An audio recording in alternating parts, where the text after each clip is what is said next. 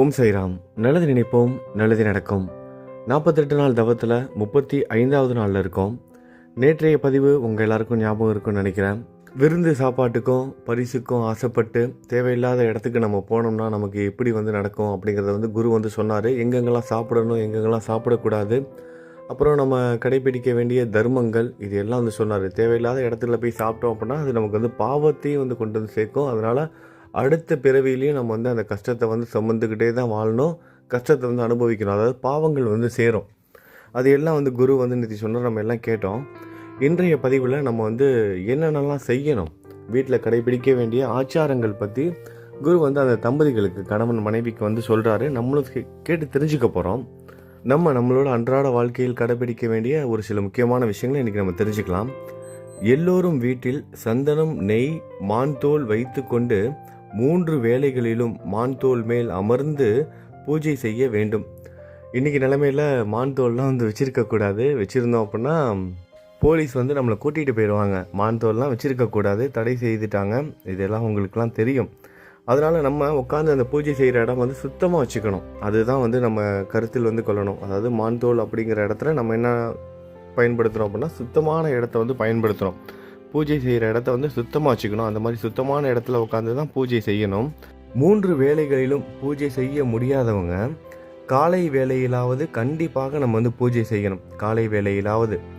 மனிதனாக பிறப்பதே மிக அரிது. அப்படி பிறந்தும் கடவுள் பூஜை ஒரு வேளையாவது செய்யாவிடில் அவன் நரகம் செல்வான். எல்லாவற்றிலும் குரு பூஜை மிக சிறந்தது. குருவுக்கு பூஜை செய்கிறது மிக மிக நல்லது. குருவுக்கு பூஜை செய்தால் மும்மூர்த்திகள் சந்தோஷம் அடைவார்கள்.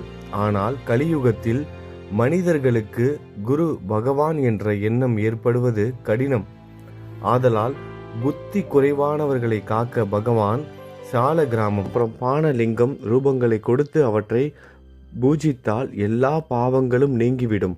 பசு, பிராமணர், நெருப்பு, நீர், சூரியன் ஆகியவையும் பகவானை போல் நினைத்து பூஜை செய்யலாம்.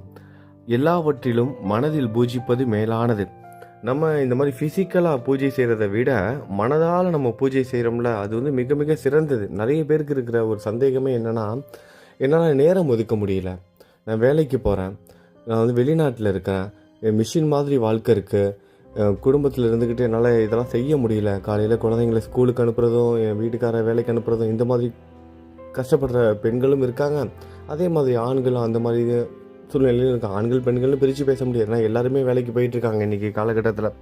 அதனால் வேலைக்கு போகிறோம், வீட்டில் வேலை இருக்குது, அது இதுன்னு சொல்லிட்டு நிறைய பேருக்கு நிறைய பிரச்சனைகள்லாம் இருக்குது. அதனால் மனம் கொஞ்சம் வருத்தப்படுறாங்க, என்னால் சரியாக செய்ய முடியலையேன்னு. அதுக்கு தான் இங்கே குரு சொல்லியிருக்காரு பாருங்கள், மனதால் பூஜிப்பது மிக மிக மேலானது. உங்களால் இந்த மாதிரி பூஜைகள்லாம் செய்ய முடியலன்னா கூட மனதால் நீங்கள் பூஜை செய்கிறது மிக மிக மேலானது. நம்ம ஸ்ரீ சாய்நாத் தவணமஜிலையும் தாஸ்கன் அவர்கள் அதை அழகாக குறிப்பிட்டிருக்காரு.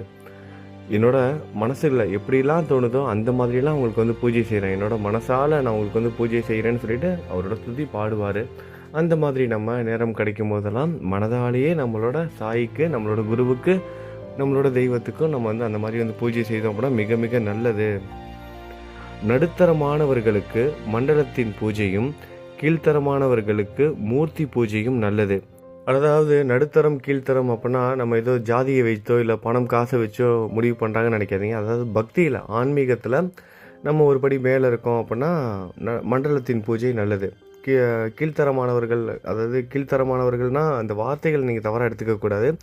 ஆரம்ப கட்டத்தில் படிநிலையில் இருக்க பக்தர்கள் அவங்களுக்கு மூர்த்தி, அதாவது பூஜை செய்யும்போது ஒரு பாபாவோட சிலையோ இல்லை கடவுளோட சிலையோ, கிருஷ்ணரோட, சிவனோட நம்ம சிலையை வைத்து பூஜை பண்ணால் தான் அவங்களுக்கு திருப்தியாக இருக்கும். ஏன்னா உருவ வழிபாடு இருக்கிறது தான் அவங்களுக்கு சௌரியமாக இருக்கும். ஆனால் அடுத்த கட்டத்துக்கு போனவங்களுக்கு பார்த்திங்கன்னா அவங்க கடவுளை எல்லா விஷயத்துலையும் உணர்வாங்க. சிலை இருக்குல்ல, படம் இல்லை, அந்த மாதிரிலாம் வருத்தப்படவே மாட்டாங்க. அவங்களுக்கு பார்க்குறது எல்லாமே கடவுளாக தான் தெரிவாங்க. அந்த மாதிரி இருக்கவங்களுக்கு தான் அந்த மாதிரியான பூஜைகள். கொஞ்சம் ஆரம்ப நிலையில் இருக்கவங்களுக்கு அந்த சொரூபம் தேவைப்படும். கடவுளோட படத்தை வச்சு பூஜை செய்தால் தான் அவங்களுக்கு நிறைவாக இருக்கும். அப்படி தான் தியானமும் செய்ய முடியும். தியானம் பண்ணும்போது கூட பார்த்தோம் அப்படின்னா மனசில் கடவுளோட ரூபத்தை நினச்சிக்குவாங்க. அதான் நம்ம சாய் சச்சரித்திரத்துலேயும் படிச்சிருப்போம். எல்லா கடவுள்களும் அதை போதிச்சிருப்பாங்க. உருவம் உள்ள நிலையும் கடவுள்களுக்கு இருக்குது, உருவம் அற்ற நிலையும் இருக்குது. உருவ அற்ற நிலையும் நம்ம பயன்படுத்தலாம், உருவம் உள்ள நிலையும் நம்ம பயன்படுத்தலாம். அதாவது உருவம் இல்லாத நிலையாக நம்ம வந்து பூஜை செய்யும்போதும் தியானம் செய்யும்போதும் நம்ம வந்து தியானத்தில் வந்து ஈடுபடலை, நம்மளோட மனசு வந்து ஒருங்கிணைப்படுத்த முடியலை அப்படின்னா நம்ம வணங்குற கடவுளோட உருவத்தை வந்து நம்ம மனசால் நம்ம வந்து நினச்சிக்கலாம். அதுக்காகவும் நீங்கள் என்னோடய உருவத்தை நீங்கள் வந்து பயன்படுத்திக்கோங்கன்னு சத்குரு சாயும் சொல்லியிருக்காரு. நம்ம எல்லாம் கிளியராக படிச்சிருப்போம். அதான் எதாக இருந்தாலும் நம்ம படிச்சுட்டு அப்படியே கடந்து போயிடாமல் ஒரு அவசர கதியில் ஏதோ பாராயணம் பண்ணுறோம், 7 நாளில் நடந்துடும், அது எல்லாம் சரிதான். ஆனால் அதே நேரத்தில் அதோட கருத்துக்களையும் நம்ம வந்து உள்வாங்கிக்கணும், அதான் முக்கியம். மனையின் மேல் உட்கார்ந்து சிரத்தையுடன் சங்கல்பம் சொல்லி பிராணாயாமம் செய்து பூஜை செய்யும் பொருட்களை தயாராக வைத்துக்கொண்டு அவைகளின் மேல் நீரை தெளிக்க வேண்டும். பின்பு எதிரில் ஒரு மேடையின் மேல் நீரை தெளிக்க வேண்டும். பின்பு மேடையின் மேல் நம் விருப்ப தேவதையின் விக்கிரகத்தை வைத்து அதற்கு வலதுபுறம் சங்கு, இடதுபுறம் மணி வைத்து கடவுள் விக்கிரகத்தை சுத்தமான துணியினால் துடைத்து பால், தயிர், சந்தனம், தேன், நெய் முதலிய பொருட்களால் அபிஷேகமும் செய்து சந்தனம், குங்குமம் வைத்து விளக்கை ஏற்ற வேண்டும். முதலில் விநாயகரை பூஜித்து குருவை நினைத்து பிறகு பீடத்தையும் துவாரபாலகர்களையும் பூஜிக்க வேண்டும். பிறகு விருப்ப தெய்வத்தை மனதில் நினைத்து அவரை நம் எதிரிலுள்ள விக்கிரகத்துக்குள் வரவேற்க வேண்டும். அந்த கடவுளே நம் எதிரிலிருந்து நம் பூஜையை ஏற்றுக்கொள்வார் என்று நினைவில் வைத்து கொள்ள வேண்டும். வெள்ளை நிற பூக்கள் பூஜைக்கு மேலானவை. நல்லா ஞாபகம் வச்சுக்கோங்க.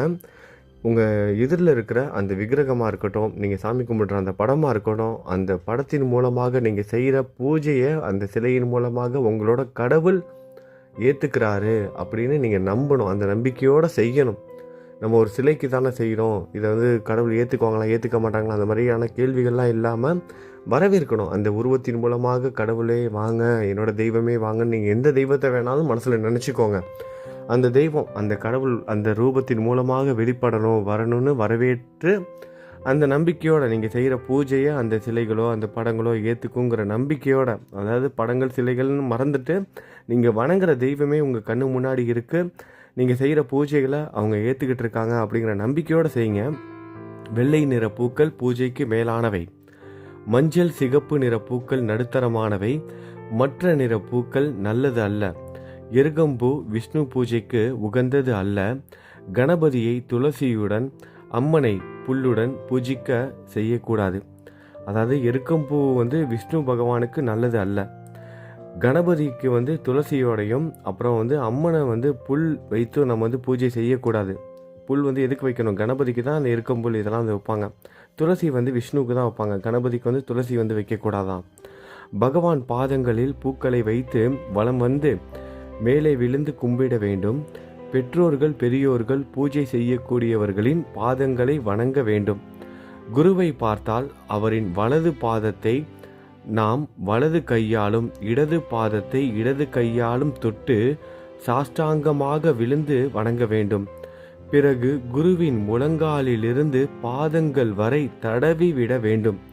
குருவின் முழங்காலிலிருந்து பாதங்கள் வரை தடவி விட வேண்டும். பாதங்களில் விழுந்து நம்ம ஆசீர்வாதம் வாங்கினதுக்கு அப்புறம் முழங்காலிலிருந்து நம்ம என்ன பண்ணோம்? பாதங்கள் வரை தடவி விட வேண்டும். இதுக்கப்புறம் நீங்கள் சாய்பாபா கோவிலுக்கு போகும்போது இந்த மாதிரி செய்யுங்க. தாய் தகப்பன் வளர்ப்பவர், பயத்தை போக்குபவர், உணவு அளிப்பவர், மாற்றான் தாய், புரோகிதர், அண்ணன்மார்கள், பெற்றோர்களின் சகோதரர்கள், ஞானம் மிகுந்த முதியோர்கள், இவர்கள் எல்லாம் குருவுக்கு சமமானவர்கள். ஆகையால் இவர்களையும் வணங்க வேண்டும். அறிவில்லாதவர்கள், தன்னை விட வயது குறைந்தவர்கள், குளிப்பவர்கள், பூஜை செய்ய வேண்டிய பொருட்களை கொண்டு வருபவர்கள், ஹோமம் செய்பவர்கள், பண கர்வம் கொண்டவர்கள், கோபம் கொள்பவர்கள், மூர்க்கர்கள், பிணம் இவர்களை வணங்கக்கூடாது. ஒரு கையினால் வணக்கம் சொல்லக்கூடாது. சம்சாரிகளின் வீடுகளில் அரைக்கும் கல், உலக்கை, கத்தி, இடிக்கும் கட்டை, நீர், நெருப்பு, துடைப்பம் இவைகளை உபயோகிப்பதால் ஏற்படும் பாவத்தை போக்க வைசிய தேவம் செய்ய வேண்டும். வைசிய தேவம் செய்யணுமா? அதாவது நம்ம உணவுகள்லாம் சமைக்கும் போதும் சரி, இந்த மாதிரி பொருட்களை பயன்படுத்தும் போது கூட நமக்கு கண்ணுக்கு தெரியாத சிறு சிறு உயிர்கள் வந்து கொல்லப்படுமா. அதனால கூட நம்ம சாப்பிட்ற உணவுகள் வந்து பாவம் வந்து சேரும். அந்த பாவத்தை எல்லாம் போக்கணும் அப்படின்னா நம்ம என்ன செய்யணும்னா வைசிய தேவம் வந்து செய்யணும். வைசிய தேவம் என்றால் என்ன? வைத்திய தெய்வம்னா நம்ம என்னன்னு தெரிஞ்சுக்கணும்ல, அதுக்கு தான் குரு சொல்கிறாரு, உணவை தேவதைகளுக்கும் முன்னோர்களுக்கும் 5 பூதங்களுக்கும் ரிஷிகளுக்கும் விருந்தினருக்கும் சமர்ப்பணம் செய்து மீதமுள்ள ஆகாரத்தை யக்ஞசேமமாக நினைத்து உட்கொள்ள வேண்டும். அதாவது நம்ம வந்து உணவு சமைச்சதுக்கப்புறம் என்ன பண்ணணும், முதல்ல நைவேத்தியம் படைக்கணும். சிம்பிளாக அதை புரிஞ்சுக்கோங்க. நைவேத்தியம் படைக்கணும். முடிஞ்சா யாருக்காவது ஒருத்தங்களுக்காவது நீங்கள் வந்து அந்த உணர்வை வந்து கொடுத்துட்டு, அதாவது முடியாதவங்களுக்கு இல்லாதவங்களுக்கு ஏதோ ஒரு உயிர்களுக்கோ நாய்க்குட்டிக்கோ பூனைக்குட்டிக்கோ பறவைகளுக்கோ ஏதோ ஒன்று கொடுத்துட்டு கூட சாப்பிடலாம். முக்கியமாக விருந்தினர்களுக்கும், அதாவது அதிதிகள், அதான் விருந்தினர்கள். அப்புறம் கோத்திரம் பார்க்காமல் வந்தவர்கள் கடவுளின் ரூபமாக நினைத்து உணவு இட வேண்டும். கோத்திரம்லாம் பார்க்கக்கூடாது. இவங்க வந்து இந்த ஜாதி, அவங்க வந்து அந்த ஜாதி, அவங்க இந்து முஸ்லீம் மதம் அந்த மாதிரிலாம் பார்க்காம நம்ம வந்து என்ன பண்ணணும், முடிஞ்ச வரைக்கும் அவங்களுக்குலாம் கொடுக்கணும். கோத்திரம் பார்க்கக்கூடாது. அப்புறம் விருந்தினருக்கு கொடுக்கணும். அப்படி வந்த அதிதிகளுக்கு, அதாவது விருந்தினர்களுக்கு அளிக்கும் ஒரு பிடி சாதம் ஒரு பெரிய மலை போன்றது. நீங்கள் ஒரு பிடி சாதம் கொடுத்தா கூட அது பெரிய மலையவே நீங்கள் தூக்கி கொடுத்த மாதிரி. அப்படி வந்தவர்களை விட்டு சாப்பிட்டால் அடுத்த பிறவியில் நாய் கழுதையாக பிறப்பான். சாப்பாட்டை பரிமாறும் போது வேறுபாடு காட்டக்கூடாது. யாருக்கு சாப்பாடு கொடுத்தாலும் சரி, ஒரு 4 பேர் வீட்டுக்கு வந்திருக்காங்கன்னா 4 பேருக்கும் வந்து ஒரே மாதிரி தான் நம்ம வந்து கவனிக்கணும். இவங்க தெரிஞ்சவங்க, அவங்க தெரியாதவங்க, இவங்களால நமக்கு பின்னாடி வந்து காரியமாக இன்றைக்கி எல்லாமே அப்படி தான் இருக்குது உலகத்தில். நம்ம செய்ததெல்லாம் மறந்துடுவாங்க. இனிமேல் வந்து அடுத்தது நாளைக்கு யாருனால வந்து நமக்கு வந்து யூஸ் இருக்குது அதை தான் பார்க்குறாங்க. அதான உண்மை. நம்ம செய்த நன்றிகளை எல்லாத்தையும் வந்து மறந்துடும் இந்த உலகம். நாளைக்கு யாரால் நமக்கு வந்து நல்லது நடக்கும், யாரால் நமக்கு வந்து உதவி செய்வாங்க, இன்றைக்கி வந்து இவங்களோட நிலைமை சரியில்லை, இதெல்லாம் வந்து பார்க்கவே கூடாது. எல்லாரையும் ஒரே மாதிரி தான் நம்ம ட்ரீட் பண்ணணும். எல்லாருக்கும் ஒரே மாதிரி தான் வந்து உணவு வந்து கொடுக்கணும். பரிமாறும்போது வேறுபாடு செய்தால் அது மகா பாவம். அவங்க வந்து பணக்காரங்க, இவங்க கஷ்டப்படுறவங்க, இதெல்லாம் எதுவுமே பார்க்கக்கூடாது. எல்லாருக்கும் ஒரே மாதிரி தான் வந்து நம்ம வந்து சர்வ் பண்ணணும். நம்ம எல்லாம் எங்கே நடந்துக்கிட்டு இருக்கேன், நமக்கே தெரியும். எல்லாமே நம்மளே கிட்டத்தட்ட அந்த மாதிரி தான் இருக்கோம். என்ன பண்ணுறது, எல்லாம் சரி செய்யணும். அந்த மாதிரி உணவு பரிமாறும்போது அந்த மாதிரி பாவம் அந்த மாதிரிலாம் செய்யவே கூடாது. நம்ம திருமணத்துலேருந்து வீட்டில் நடக்கிற நிகழ்ச்சிகள் வரைக்கும் அந்த ஏற்றத்தாழ்வுகள் இன்றைக்கி வரைக்கும் தொடர்ந்துக்கிட்டே தான் இருக்குது. அதான் உண்மையும் கூட. நமக்கு தெரிஞ்சும் தெரியாமலும் நம்மளும் ஒரு சில விஷயத்தை செஞ்சுக்கிட்டே தான் இருக்கோம். அதெல்லாம் கொஞ்சம் கொஞ்சமாக நம்ம மாற்றிக்கிறதுக்கு வந்து பழகணும். ஏன்னா நம்ம வந்து ஆன்மீகத்தில் இருக்கிறோம். ஒரு கல்யாண விருந்தோ இல்லை வீட்டில் நடக்கிற சுப நிகழ்ச்சிகளோ யாராக இருந்தாலும், ஒரு துப்புரவு தொழிலாளர் வந்தால் கூட அவங்கள கூட நம்ம வந்து சரிக்கு சமமாக வந்து நடத்தணும். அதான் முக்கியம். அந்த மாதிரியான வீட்டில் தான் தெய்வங்கள் வந்து குடிக்கொள்ளும். அதை நம்ம மனசில் வந்து வச்சுக்கணும்.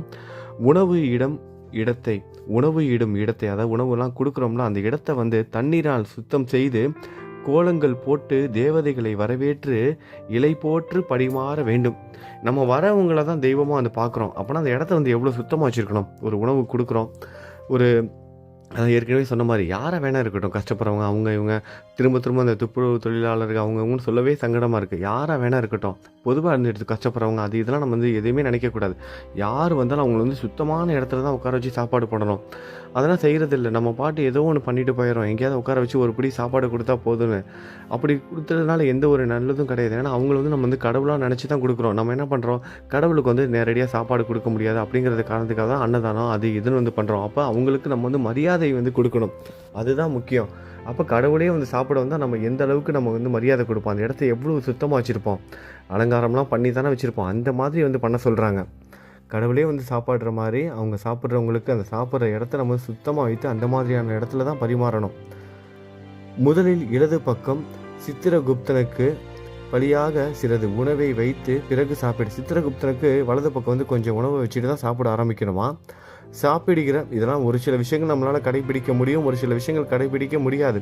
ஆனால் நம்ம எதெல்லாம் கடைபிடிக்க முடியுமோ அதெல்லாம் வந்து எடுத்துக்கலாம். அதுக்காக எதையுமே என்னால் செய்ய முடியாது அப்படின்னு விட்டுட்டு போகவும் முடியாது. ஏன்னா நம்ம கலியுகத்தில் இருக்கோம். எல்லாமே நம்ம எல்லா நேரத்துலையும் செய்ய முடியாது. நம்மளே ஓடிக்கிட்டு அங்கே இங்கேன்னு ட்ராவல் பண்ணுற டைம்லலாம் ஸ்பூன் போட்டு சாப்பிட்றவங்களாம் எத்தனையோ பேர் இருக்காங்க. கை கழுவ கூட நேரம் இருக்காது, கை போட்டு கூட சாப்பிட முடியாது. டிஃபனில் கட்டிட்டு பஸ்லேயும் ட்ரெயின்லையும் போகும்போது கூட சாப்பிட்டுட்டு போகிறவங்க எத்தனையோ பேர் இருக்காங்க. அவங்களாலலாம் இதெல்லாம் கடைபிடிக்க முடியாது. ஆனால் ஒரு சில விஷயங்கள் நம்ம வந்து மற்ற நேரத்துலலாம் கடைபிடிக்கலாம். நேரம் கிடைக்கும்போது முக்கியமான நாட்கள்லாம் அதெல்லாம் நம்ம கடைபிடிக்கலாம். சாப்பிடுகிற சைதன்யம், சாப்பிடும் உணவு கடவுளின் ரூபம் என்ற நினைப்புடன் நம்ம சாப்பிட்ற சாப்பாடே கடவுளோட ரூபம்னு நினச்சி தான் சாப்பிட்ணும். வெறும் சாப்பாடு அப்படின்னு நினச்சி சாப்பிடாம கடவுள் தான் அந்த சாப்பாடு நமக்கு கொடுத்துருக்காரு, கடவுள் தான் அதில் இருக்காரு, அதனால தான் நம்ம உயிர் வாழ்கிறோம் அப்படிங்கிற நினைப்போடு நம்ம வந்து சாப்பிடணும். சாப்பிட்ட பிறகு அகத்திய மகரிஷியை கும்பகர்ணனை நினைத்தால் ஜீரண சக்தி பெருகும். சாப்பிட்டதுக்கப்புறம் அகஸ்திய மகரிஷியையும் அப்புறம் வந்து கும்பகர்ணனையும் நினச்சோம்னா நமக்கு வந்து ஜீரண சக்தி வந்து பெருகுமா. மாலையில் புராணங்கள், நல்லதொரு புத்தகங்களிலிருந்து பெரியோர்களின் சொற்பொழிவு கேட்க வேண்டும். மாலை நேரத்தில் ஏதாவது புராண கதைகளை வந்து படிக்கணும். அப்படி படிக்க முடியாதவங்க பெரியோர்களோட சொற்பொழிவு, அதாவது சத்சங்கம் மாதிரியான சொற்பொழிவெல்லாம் நம்ம வந்து கேட்கணும். இரவு நேரத்தில் சிறிதளவு சாப்பிட்டு சிறிது நேரம் நல்ல புத்தகங்களை படித்து அன்றைக்கு செய்த நல்ல காரியங்களை கடவுளின் அருளால் நடந்தவை என்று எண்ணி கடவுளை வணங்க வேண்டும். முக்கியமான ஒரு விஷயம் இது. இரவு நேரத்தில் கொஞ்சமாக சாப்பிட்டதுக்கப்புறம் நம்ம என்ன பண்ணணும், புத்தகங்கள் படித்து அதுக்கப்புறம் நம்ம என்ன பண்ணணும், கடைசியாக அன்றைக்கு நடந்த இந்த நல்ல விஷயங்கள் எல்லாம் கடவுளோட அருளால் தான் நடந்தது அப்படின்னு நினச்சி நம்ம என்ன பண்ணணும், கடவுளுக்கு வந்து நன்றி சொல்லணும். அதான் கடவுளை வணங்க வேண்டும். காலையில் எந்திரிச்சதுலேருந்து எந்த நேரத்தில் எந்திரிக்கணும், பிரம்ம முகூர்த்த நேரத்தில் எந்திரிச்சு கடவுளுக்கு வந்து 3 வேளையும் பூஜை செய்யணும். அப்படி முடியலன்னா ஒரு நேரமாவது பூஜை செய்யணும். அப்புறம் எப்படி சமைக்கணும், எப்படி சாப்பிடணும், யாருக்கெல்லாம் உணவு கொடுக்கணும், எங்கே சாப்பிடக்கூடாது, இது எல்லாத்தையும் ஒரு நாள் முழுவதும் நம்ம கடைபிடிக்க வேண்டிய எல்லா விஷயங்களையும் சுவாமிகள் வந்து அந்த தம்பதிகளுக்கு சொன்னார். நம்மளும் அந்த தம்பதிகளோடு சேர்ந்து இது எல்லாத்தையும் கேட்டோம். தொடர்ந்து அதுக்கப்புறம் சுவாமிகள் வந்து சொல்கிறார், இதெல்லாம் சொல்லி முடிச்சதுக்கப்புறம் அந்த தம்பதிகளுக்கு சொல்கிறாரு, இன்று முதல் இன்றையிலிருந்து நீ இந்த தர்மங்களை கடைபிடித்து வாழ்வாய். அவசரமான நேரத்தில் பிறரின் வீட்டில் உணவு உட்கொள்ளலாம். வேற வழி இல்லை, வேற ஏதாவது ஒரு வீட்டில் போய் சாப்பிடணும் அப்படிங்கிற மாதிரி நேரம் அமைஞ்சிருச்சு, வேற ஒன்றும் வழி இல்லை அப்படின்னா நீ போய் சாப்பிடு, அதனால தவறு கிடையாது. அந்த பிராமணர் என்ன பண்ணுறாரு, நான் இங்கே சாப்பிட மாட்டேன், அங்கே சாப்பிட மாட்டேன், அது இதுன்னு போட்டு குழப்பிக்கிறாருல, அதுக்கு தான் சொல்கிறாரு, அவசரமான நேரத்தில் வேற ஒருத்தவங்க வீட்டில் பிறரின் வீட்டில் வந்து சாப்பிடலாம், உணவு உட்கொள்ளலாம். ஆனால் ஆச்சாரத்தை கடைபிடி. ஆனால் ஆச்சாரத்தை வந்து கடைபிடிக்கணும். ஆச்சாரத்தை கடைபிடிப்பவர்களின் இல்லத்தில் தரித்திரம் இருக்காது. அதாவது ஆச்சாரத்தை கடைபிடிக்கிறோன்னா என்ன, இன்றைய ஒரு நாள் முழுவதும் என்னென்ன செய்யணும் அப்படிங்கிறதெல்லாம் இப்போ நம்ம கேட்டோம்ல, ஒரு நாள் முழுவதும் காலையிலேருந்து இரவு வரைக்கும் என்ன செய்யணுங்கிறத வந்து இப்போ குரு வந்து சொன்னார்ல, அதுதான் ஆச்சாரம், வேறு எதுவுமே கிடையாது. ரொம்ப கன்ஃபியூஸ் பண்ணிக்க வேணாம். ஆச்சாரம்னா அது இதெல்லாம் கடைபிடிக்க முடியுமா அப்படின்னு நினச்சி கன்ஃபியூஸ் பண்ணிக்கோனா, இப்போ நம்ம கேட்டதான் ஆச்சாரம். அதில் நம்மளால் முடிஞ்சதை எல்லாத்தையும் நம்ம வந்து கடைபிடிக்கணும். இந்த கலியுகத்தில் நம்ம எதை வந்து முயற்சி பண்ண முடியுமோ அதெல்லாம் முயற்சி பண்ணி கடைபிடிக்கணும். இது கலியுகம், எதுவுமே செய்ய முடியாது, எல்லாத்துக்கும் மனசு தான் காரணம், அது இதுன்னு சொல்லிட்டு நம்ம எதையுமே கடைபிடிக்காமல் இருக்கக்கூடாது. நம்மளால் முடிஞ்ச வரைக்கும் நம்மளோட சக்திக்கு உட்பட்டு எதெல்லாம் செய்ய முடியுமோ அதை எல்லாத்தையும் நம்ம வந்து கடைபிடிக்கணும். இப்படி இந்த மாதிரி ஆச்சாரத்தை கடைபிடிப்பவர்களின் இல்லத்தில் தரித்திரம் இருக்காது, அவர்கள் பிள்ளை பேரன்களுடன் சுகமாக வாழ்வார்கள் என்று உபதேசம் செய்தார். குரு வந்து இந்த மாதிரிலாம் உபதேசம் செய்தார். ஸ்ரீ குரு கூறியதை கேட்ட அந்த தம்பதிகள் ஸ்ரீ குருவை வணங்கி சென்றார்கள். ஸ்ரீ நரசிம்ம சரஸ்வதி குரு அவர்களோட இந்த முக்கியமான பயனுள்ள உபதேசங்கள் எல்லாம் கேட்ட அந்த தம்பதிகள், கணவன் மனைவிகள், அவரோட காலில் விழுந்து நமஸ்காரம் செய்து அவர்கிட்ட அனுமதி வாங்கிட்டு அவங்களோட வீட்டுக்கு வந்து திரும்பினாங்க. நம்மளும் அதே மாதிரி ஸ்ரீ குருவோட பாதங்களை தொட்டு வணங்கி இந்த பதிவை வந்து முடிக்கலாம். நல்லது நினைப்போம், நல்லது நடக்கும். ஓம் சாய்ராம்.